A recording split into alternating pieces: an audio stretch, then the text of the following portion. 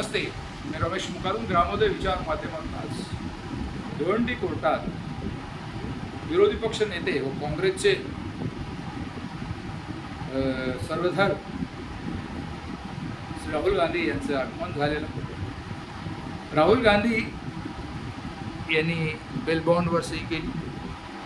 एक प्रकरण होतं 2014च्या लोकसभेच्या सार्वजनिक निवडणुकीच्या संदर्भात राहुल गांधी यांनी सोनाळा या ठिकाणी भाषण केले।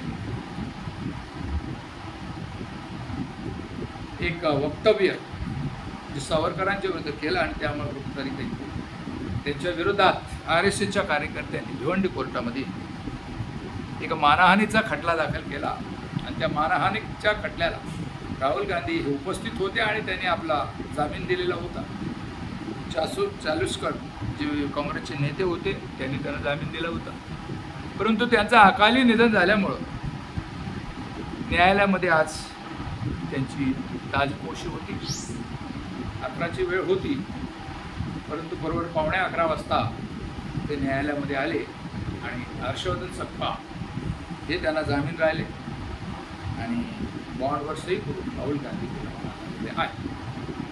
राहुल गांधी हे आपला वेळात वेळ काढून या ठिकाणी आले आणि न्यायालयाचे एक त्यांनी सन्मान केला असं त्यांचे वकील अय्यर यांनी सांगितलेलं आहे।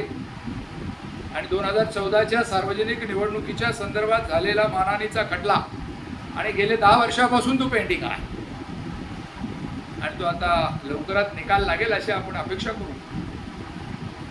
पण या देशाच्या न्यायव्यवस्थेवर आमचा विश्वास आहे असं राहुल गांधी यांनी सांगितलेलं आहे। भारतीय जनता पार्टीचं साम दाम दंड भेद करून जे काही कारभार चाललेला आहे,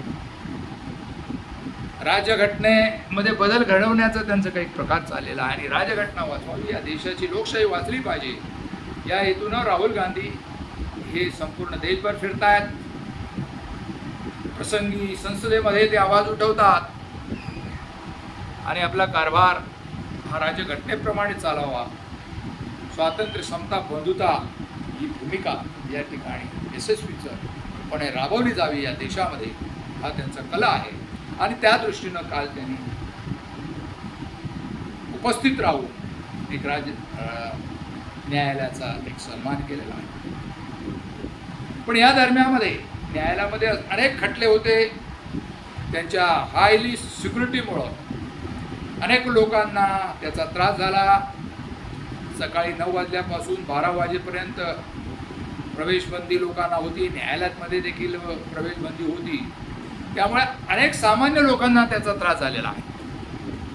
अनेक खटले, त्या खटल्याला असलेली तारखा, त्या ठिकाणी आतमध्ये प्रवेश नाकारला गेला सुरक्षेच्या कारणावर आणि मोठा त्रास सर्वसामान्य नागरिकाला झाला। लोकशाही मध्ये आज सर्वात त्रास हा सामान्य माणसाला होतो, VIP लोकांना त्याचा त्रास होत नाही। यापुढं सर्व घटक जे स्वायत्त घटक आहे त्यांनी या गोष्टीचा विचार करावा, या देशातील सामान्य नागरिक याचा विचार करावा। सामान्य नागरिकाला त्रास होणार नाही याचं सर्व संबंधित लोक याचा विचार करतील।